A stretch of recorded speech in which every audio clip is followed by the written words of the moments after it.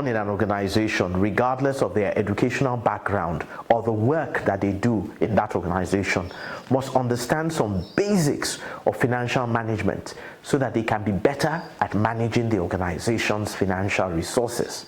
Now, there is a whole lot to learn about financial management, but I will try to share with you very quickly some high-level thoughts about financial management.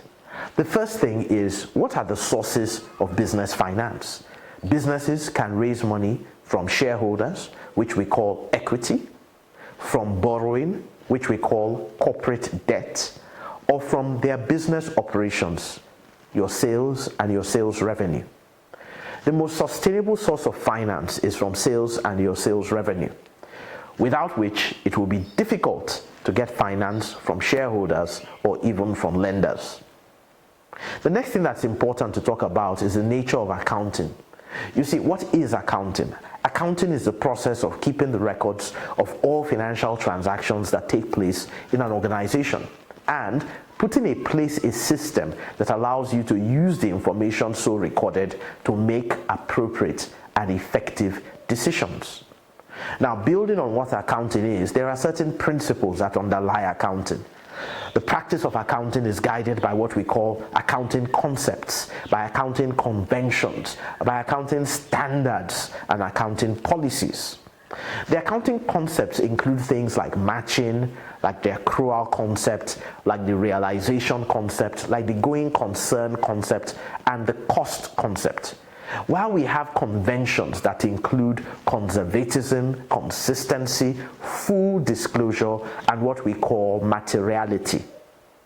Accounting standards are made by the International Accounting Standards Board for various types of accounting transactions worldwide, and locally countries also have their national or their federal accounting standards boards. Then organizations have different policies based on these conventions, concepts, and standards that must be consistently applied in one accounting year to another. Another important dimension is the concept of financial controls.